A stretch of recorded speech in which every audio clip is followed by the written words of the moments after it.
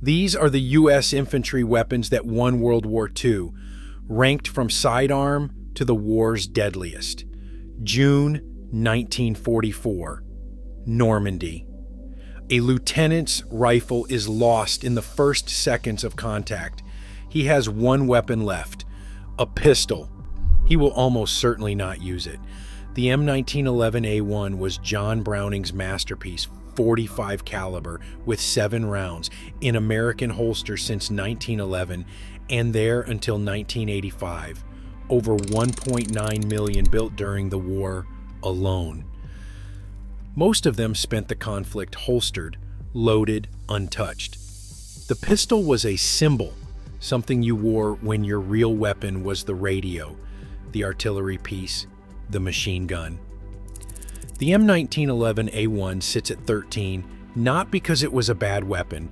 It sits at 13 because the most famous pistol in American military history almost never fired a shot. Number 12, the Mark II fragmentation grenade. Every soldier carried 2 or 3 of them. Almost every soldier hated them. The Mark II, called the Pineapple, was the same grenade thrown in the last war. Pull the pin, release the spoon, count to 3, throw. The effective throwing range was roughly 35 yards. The lethal fragmentation radius was 5 to 10 yards. That margin, 25 yards, was the difference between killing the enemy and killing yourself.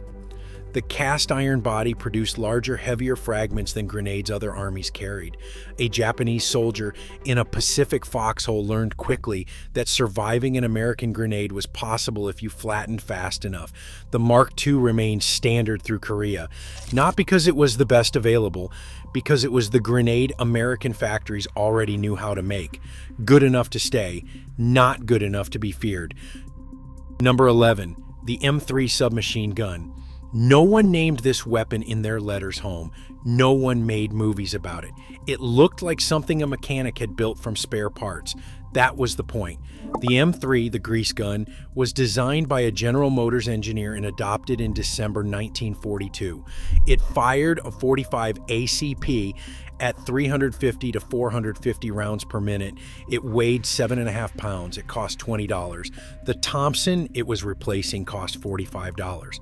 Where the Thompson required skilled machinists and careful assembly, the M3 was stamped sheet metal that went together in factories still smelling of automobile grease. No craftsmanship required, no romance, just function. Tankers loved it for fitting inside a vehicle hatch. Paratroopers appreciated its weight. Special operations units carried it on missions where silence mattered because it was quieter than almost anything else. The grease gun never got the glory, but when the shooting started, no one cared what it looked like. Number 10, the Thompson submachine gun. John Thompson built this gun for the trenches of World War I. It arrived 2 weeks after the armistice. By 1942, the Tommy gun was the most famous weapon in America, and none of that fame came from the military. Gangsters, FBI agents, a decade of crime movies made it an icon before a single GI stepped off a landing craft. The Thompson fired 45 ACP at 700 to 800 rounds per minute, 10.5 pounds. The distinctive sound, a deep, authoritative chatter, became the sound of American close-quarters combat from the Pacific Islands to the streets of Italian villages. But it was expensive, difficult to manufacture, and by 1942, the Army was replacing it with the cheaper, uglier, more practical grease gun. Over 1.5 million were built anyway. Because some weapons are too iconic to die quickly. In the hands of a paratrooper clearing a house in the dark, the Thompson was exactly what you wanted, regardless of what it cost or what replaced it. Number 9, the M1 carbine. The Army had a problem in 1940. Rear echelon troops, like clerks, drivers, artillery crews, and cooks, were required to carry a weapon. But a full-sized rifle was impractical for someone whose primary job was not fighting. Too heavy, Too long. Too much of everything for someone who expected never to need it. Winchester solved the problem in 6 weeks, light enough for a paratrooper, compact enough for a vehicle crew. Over 6 million were built. It was the most produced American small arm of the entire war. Then, the rear echelon kept finding itself in firefights. In the Ardennes in December 1944, supply troops faced SS divisions. The M1 carbine's intermediate cartridge, a third the energy of a full rifle round, failed to stop German soldiers in heavy winter gear at combat ranges. German soldiers who captured M1 carbines gave them an official Wehrmacht designation. They liked them. They also knew what they were for. A weapon built for people who weren't supposed to need it wasn't designed for the war that actually happened. Number 8. The M1903 Springfield. By December 1941, the M1 Garand was already replacing this weapon. It didn't matter. There weren't enough Garands. So commanders reached for the bolt-action Springfield that had been in American arsenals since 1903, the same year the Wright brothers first flew. One shot, cycle the bolt, fire again. Against a semi-automatic rifle, that rhythm was a disadvantage, but the Springfield had one role where nothing replaced it. The M1903 A4 sniper variant, iron sights removed and a telescopic sight fitted, became the primary American sniper rifle of the war. In the Pacific, where a single Japanese sniper in a palm tree could pin down an entire company, the Springfield's accuracy was the answer. A typewriter company called Smith Corona manufactured 234,000 of them. A weapon already replaced as a standard rifle remained irreplaceable for the soldiers who needed precision over volume. Number 7. The 60mm M2 mortar, a rifle platoon pinned behind a stone wall in Normandy. 400 meters away, a German machine gun in a farmhouse. Thick walls, wrong angle for a grenade. Crossing open ground means casualties.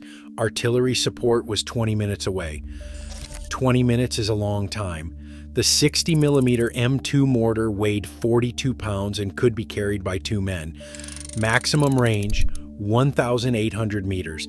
It could loft a high explosive round up and over that farmhouse wall, into the courtyard, onto the machine gun crew.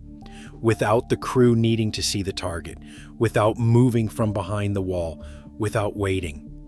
For the first time, a company commander had his own indirect fire support, not borrowed from battalion, his own, available in 60 seconds.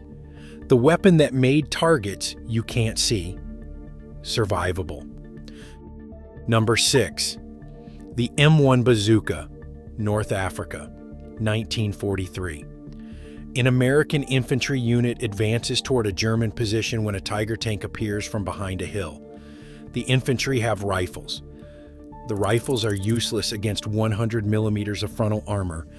6 months earlier, this situation ended one way. The infantry retreated, called for artillery, and waited. But it is 1943, and this infantry unit has a steel tube over one soldier's shoulder. The M1 Bazooka fired a shaped charge rocket, a jet of molten copper that burned through armor rather than punching through it. It could penetrate 3.5 inches of steel, enough for any German tank of 1942 or 1943. It weighed 12 pounds. One man carried it. One man fired it from a foxhole. The Tiger was no longer invincible to infantry. Captured bazookas were shipped to Germany.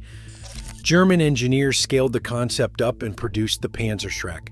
Then they used it to kill American tanks. America invented the personal anti-tank weapon. Its enemies improved it. Both sides used the same idea for the rest of the war. Number 5, the BAR. Every American rifle squad was organized around one man. Not the most experienced soldier, not the best shot, the BAR man. The Browning automatic rifle, M1918A2, fired .30-06 at up to 650 rounds per minute from a 20-round magazine. It weighed 19.5 pounds, more than double the weight of the rifle carried by every other man in the squad. The barman's job was to be the first one firing and the last one to stop.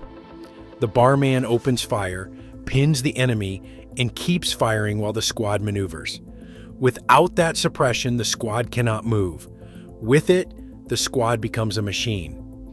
At Guadalcanal, Omaha Beach, the Hurtgen Forest, Okinawa, the tactical heartbeat of American infantry was one man with 19.5 pounds of automatic rifle. The barman's 20-round magazine ran dry faster than anything else in the squad, which is exactly why number 4 existed. Number 4, the Browning M1903 When the BAR ran out of ammunition, this weapon was still firing. The M1919A4 fed from a 250-round belt. It could sustain that fire for as long as ammunition arrived. While the BAR man was reloading, during those critical seconds of silence, the M1919 continued. 31 pounds plus 14 more for the tripod. It fired 400 to 550 rounds per minute. Quick detachable barrel for field replacement under fire. The M1919 held road junctions, covered river crossings, swept beaches. Mounted on half-tracks, jeeps, landing craft, and tanks. A well-supplied crew could hold ground against forces 10 times their number. The weapon that never ran dry, never needed to reload, never stopped. The BAR won firefights. The M1919 won battles. And yet, it remained a crew-served weapon. It still required a team to move and operate. Number 3 could kill from nearly 2 miles away, alone. Number 3, the Browning M2HB. John Browning designed this weapon in 1918. It is still the standard heavy machine gun of more than 30 nations today. The M2HB fired the 50 caliber BMG cartridge, 12.7 millimeters of steel, moving at nearly 3,000 feet per second. Against light vehicles, it was decisive. Against aircraft, it was lethal. Against infantry at 1,800 meters, it was untouchable. American troops nicknamed it Ma Deuce, something almost affectionate for a weapon that could cut through an engine block, bring down an aircraft, or kill a man at a distance so great he could never identify who fired. Almost 2 million were built during the war, still in production today. 80 years of weapons engineering have produced no obvious reason to replace it, but Ma Deuce required a crew. Number 2 gave its firepower to a single man. Number 2, the M1 Garand. A German soldier and an American soldier are 200 meters apart. The German fires, works the bolt, fires again. The American fires again, and again, without stopping, without cycling, without the fraction of a second it takes to work a metal bolt under fire. The M1 Garand was the only standard-issue semi-automatic rifle issued by any major power in World War II. Gas-operated. 8 rounds. With every pull of the trigger, a new round was chambered automatically. A German soldier fired 10 aimed shots per minute. An American soldier fired 40 to 50. General George Patton called it the greatest battle implement ever devised. He had seen every weapon the modern era produced. He chose a rifle. At Normandy, American squads suppressed positions 3 times their size, not because they were better marksmen, but because every rifleman had the sustained fire output other armies reserved for machine gun teams. The M1 Garand did not give American soldiers better aim. It gave them more bullets while the enemy was still cycling his bolt. 5.4 million were built. Every one gave one American soldier the firepower that previously required 2 or 3. But one weapon sits above it, not because it was more powerful, because it required something more. Number 1, the Flamethrower M2. No weapon in the American arsenal was more feared. No weapon produced more decisive results in a shorter time. And no weapon required more courage from the man who carried it. The M2 Flamethrower entered service in 1943. It weighed 68 pounds fully loaded. It had a practical range of 20 to 30 meters.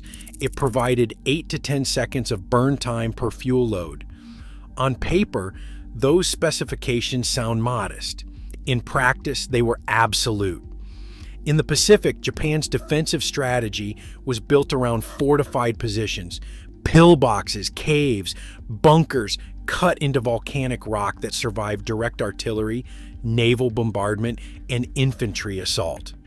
A fortification that had survived hours of artillery and thousands of rifle rounds was cleared in seconds by a flamethrower team. On Iwo Jima, where 22,000 Japanese defenders had built 1,500 fortified positions into 8 square miles of volcanic rock, the flamethrower was not one tool among many. It was the tool that made the island takeable. Positions that fought for days against every other weapon went silent within seconds of the flamethrower appearing. The Garand made American infantry better. The flamethrower solved problems the Garand couldn't solve. And in the Pacific, those problems decided battles. The M2 Flamethrower sits at number 1, not because it was the weapon that won every battle. It sits at number 1 because it was the weapon that made certain battles possible when nothing else could. And the man who carried it, 68 pounds of fuel strapped to his back, a visible target for every enemy gun in range, carried it anyway. The Garand gave American soldiers an advantage. The flamethrower gave them a way forward when every other weapon failed. And sometimes that was the difference between winning an island and dying on it.